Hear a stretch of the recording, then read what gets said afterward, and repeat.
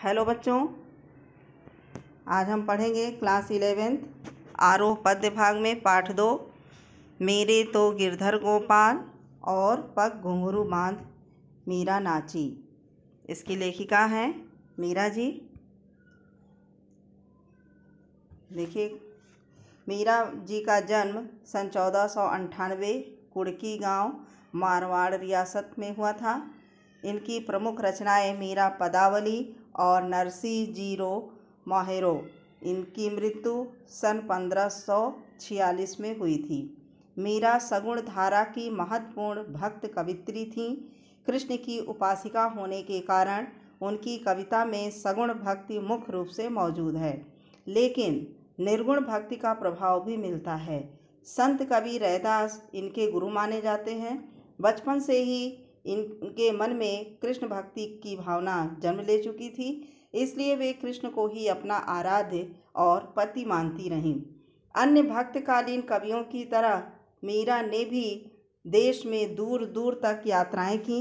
चित्तौड़ राजघराने में अनेक कष्ट उठाने के बाद मीरा वापस मेवाड़ आ गईं। यहाँ से उन्होंने कृष्ण की लीला भूमि वृंदावन की यात्रा की। जीवन के अंतिम दिनों में वे द्वारिका चली गईं। माना जाता है कि वहीं रणछोड़ दास जी की मंदिर की मूर्ति में वे समाहित हो गईं। उन्होंने लोक लाज और कुल की मर्यादा के नाम पर लगाए गए सामाजिक और वैचारिक बंधनों का हमेशा विरोध किया। पर्दा प्रथा का भी पालन नहीं किया तथा मंदिर में सार्वजनिक रूप से नाचने गाने में कभी हिचक नहीं महसूस की। मीरा मानती थीं कि महापुरुषों के साथ संवाद से ज्ञान प्राप्त होता है और ज्ञान से मुक्ति मिलती है। अपनी इन मान्यताओं को लेकर वे दृढ़ निश्चयी थीं। निंदा या बंदगी उनको अपने पथ से विचलित नहीं कर पाई। जिस पर विश्वास किया उस पर अमल किया। इस अर्थ में उस युग में जहाँ रूढ़ियों से ग्रस्त समाज का दबदबा था, वहाँ मीरा स्त्री मुक्ति की आवाज़ बनकर उभरी थीं। मीरा की कविता में प्रेम को गंभीर अभिव्यंजना है। उसमें विरह की वेदना है और मिलन का उल्लास भी। मीरा की कविता का प्रधान गुण सादगी और सरलता है। कला का अभाव ही उसकी सबसे बड़ी कला है। उन्होंने मुक्तक गेय पदों की रचना की। लोक संगीत और शास्त्रीय संगीत दोनों क्षेत्रों में उनके पद आज भी लोकप्रिय हैं। उनकी भाषा मूलतः राजस्थानी है तथा कहीं कहीं पर ब्रज भाषा का प्रभाव है। कृष्ण के प्रेम की दीवानी मीरा पर सूफियों के प्रभाव को भी देखा जा सकता है। मीरा जी की कविता के मूल में दर्द है। वे बार बार कहती हैं कि कोई मेरे दर्द को पहचानता नहीं, न शत्रु और न मित्र। यहाँ प्रस्तुत पहले पद में मीरा ने कृष्ण से अपनी अनन्यता व्यक्त की तथा व्यर्थ के कार्यों में व्यस्त लोगों के प्रति दुख प्रकट किया है।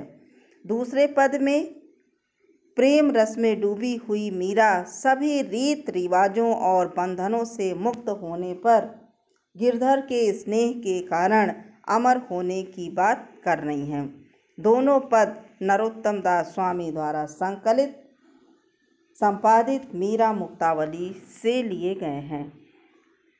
देखिए, पहला पद, मेरे तो गिरधर गोपाल दूसरो न कोई, जाके सिर पर मोर मुकुट मेरो पति सोई, छाड़ दई कुल की कान कहा करिहे कोई, संतन संग बैठ बैठ लोक लाज खोई, आंसुअन जल सींच सींच प्रेम बेल बोई, अब तबेल फैल गई आनंद फल होई, दूध की मथनिया बड़े प्रेम से बिलोई, दधी मथी धृत काढ़ लियो डार दई छोई, भगत देख राजी हुई जगत देख रोई, दासी मीरा लाल गिरधर तारो अब मोही। इसका शब्दार्थ देखिए। गिरधर यानी पर्वत को धारण करने वाले अर्थात श्री कृष्ण जी।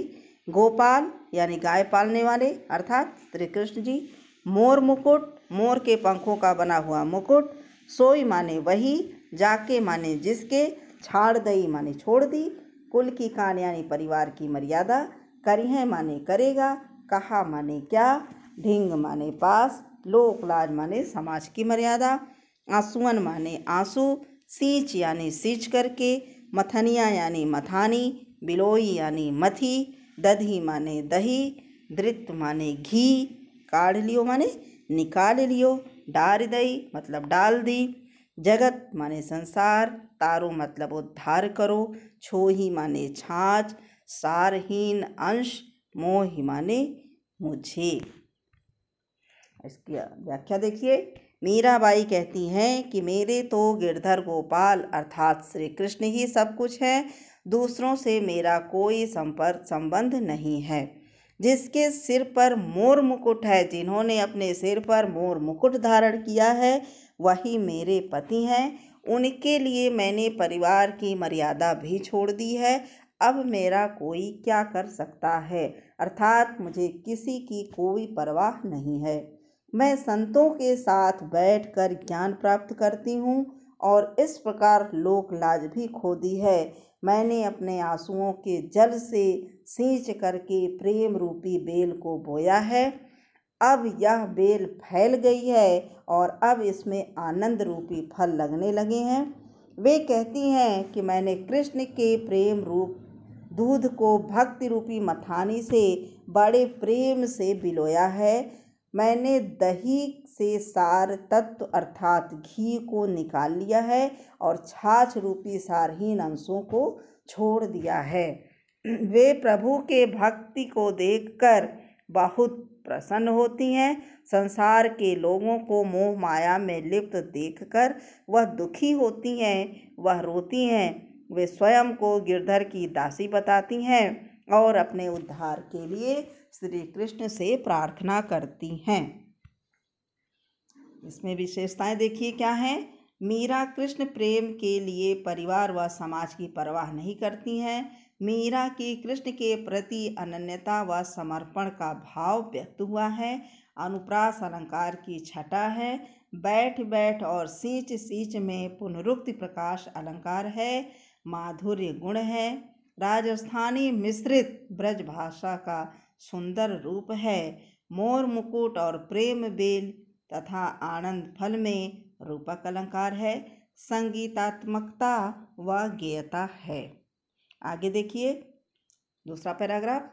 पग घुंघरू बांध मीरा नाची, मैं तो मेरे नारायण सु आप ही हो गई सांची। लोग कहें मीरा भई बावरी, न्यात कहें कुल नासी। विष का प्याला राणा भेजिया, पीवत मीरा हासी। मीरा के प्रभु गिरधर नगर, सहज मिले अविनाशी। यहाँ पर अब देखिए शब्दार्थ। पग माने पैर, नारायण माने ईश्वर, आपह माने स्वयं ही, सांची मतलब सच्ची, भई माने होना, बावरी माने पागल, न्यात माने परिवार के लोग, कुल मतलब कुलनाशी यानी कुल का नाश करने वाली, विष माने जहर, पीबत माने पीती हुई, हासी माने हंस दी, गिरधर यानी पर्वत उठाने वाले अर्थात श्री कृष्ण जी, नागर मतलब चतुर, अविनाशी मीन्स अमर। इसकी व्याख्या देखिए। मीराबाई कहती हैं कि वह पैरों में घुंघरू बांधकर श्री कृष्ण के समक्ष नाचने लगी हैं। इस कार्य से यह बात सच हो गई कि मैं अपने कृष्ण की हूँ। उसके इस आचरण के कारण लोग उसे पागल कहते हैं। परिवार और बिरादरी वाले कहते हैं कि वह कुल का नाश करने वाली है। मीरा विवाहिता है, उसका यह कार्य कुल की मान मर्यादा के विरुद्ध है। कृष्ण के प्रति उसके प्रेम के कारण राणा ने उसे मारने के लिए विष का प्याला भेजा। उस प्याले को मीरा ने हंसते हुए पी लिया। मीरा कहती हैं कि उसका प्रभु गिरधर बहुत चतुर है, मुझे सहज ही उसके दर्शन सुलभ हो गए। इसमें देखिए विशेष क्या है। कृष्ण के प्रति मीरा का प्रेम अटूट है। मीरा पर हुए अत्याचारों का आभास होता है। अनुप्रास अलंकार की छटा है। संगीतात्मकता है। राजस्थानी मिश्रित ब्रजभाषा है। भक्ति रस की अभिव्यक्ति हुई है और बाबरी शब्द में बिंब उभरता है। अब हम लोग प्रश्न की ओर चलते हैं। देखिए प्रश्न नंबर 1, मीरा कृष्ण की उपासना किस रूप में करती हैं और वह रूप कैसा है? इसका उत्तर देखिए, मीरा कृष्ण की उपासना पति के रूप में करती हैं। उनका यह रूप मोहने वाला है। वे पर्वत को धारण करने वाले हैं। उनके सिर पर मोरपंखी मुकुट है। इस रूप को अपना मानकर वे सारे संसार से विमुख हो गई हैं। प्रश्न नंबर 2 देखिए, भाव व शिल्प सौंदर्य स्पष्ट कीजिए। आसुवन जल सींच सींच प्रेम बेल बोई, अब त बेल फैल गई आनंद फल होई। और ख है, दूध की मथनिया बड़े प्रेम से बिलोई, दधी मत धृत काढ़ लियो डार दई छोही। देखिए काका, भाव सौंदर्य। इस पद में भक्ति की चरम सीमा है। विरह के आंसुओं से मीरा ने कृष्ण प्रेम की बेल बोई है। अब यह बेल बड़ी हो गई है और आनंद रूपी फल मिलने का समय आ गया है। इसका शिल्प सौंदर्य देखिए, सींच सींच में पुनरुक्ति प्रकाश अलंकार है, सांगरूपक अलंकार है, प्रेम बेल आनंद फल और आसुवन जल में राजस्थानी मिश्रित ब्रजभाषा है, अनुप्रास अलंकार है बेल बोई में, और 5वां क्या है, संगीतात्मकता है। खा का देखिए भाव सौंदर्य। इन काव्य पंक्तियों में कवित्री ने दूध की मथानी से भक्ति रूपी घी निकाल लिया तथा सांसारिक सुखों को छाछ के समान छोड़ दिया। इस प्रकार उन्होंने भक्ति की महिमा को व्यक्त किया है।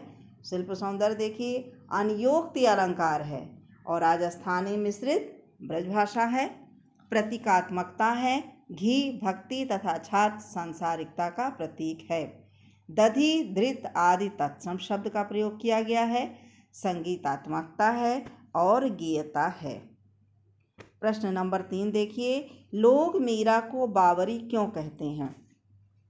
इसका उत्तर देखिए, दीवानी मीरा कृष्ण भक्ति में अपनी सुध बुध खो चुकी हैं। उसे संसार की किसी परंपरा, रीत रिवाज, मर्यादा अथवा लोक लाज का ध्यान नहीं है, इसीलिए लोग उसे बावरी कहते हैं। संसारी लोग मीरा की भक्ति की पराकाष्ठा को पागलपन मानते हैं। मीरा राजसी वैभव और सुख को ठुकराकर कृष्ण भजन गाती हुई घूम रही हैं। ऐसा कार्य तो कोई पागल ही कर सकता है, ऐसा लोग मानते हैं। प्रश्न नंबर 4 देखिए, विष का प्याला राणा भेजिया, पीवत मीरा हंसी, इसमें क्या व्यंग छिपा है? उत्तर देखिए, मीरा को मारने के लिए राणा ने विष का प्याला भेजा, जिसे मीरा ने हंसते हंसते ग्रहण किया।